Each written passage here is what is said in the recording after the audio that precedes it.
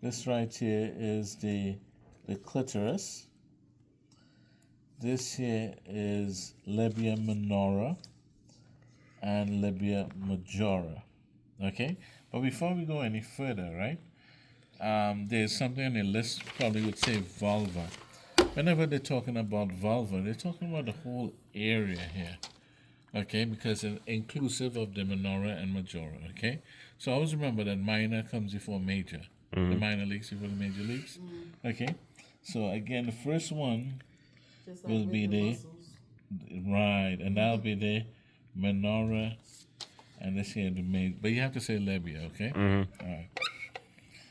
All right. So here's the urinary bladder. Of course, you can see the muscles surrounding the urinary bladder, and going further down this way. Right. If we go this way, this here is the vagina. And this right here is the uterus. Now, there are parts of the uterus. The top portion of the uterus will be the fundus. This portion will be the body. It's also divided into layers. So the first layer, and I'll point to this here, this is the endometrium. And this right here is the myometrium. And this here is the perimetrium. Okay? Now, right about here, we'll say it's the cervix on both sides.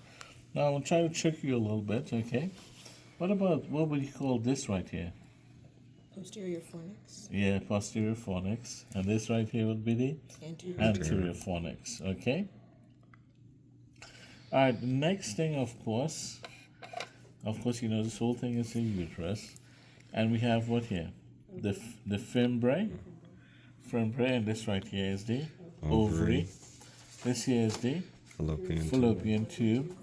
And this right here, of course, is the round ligament. Okay, everybody gets confused with that. That's the wrong ligament. All right? That's all that's testable on this particular model. Okay, that's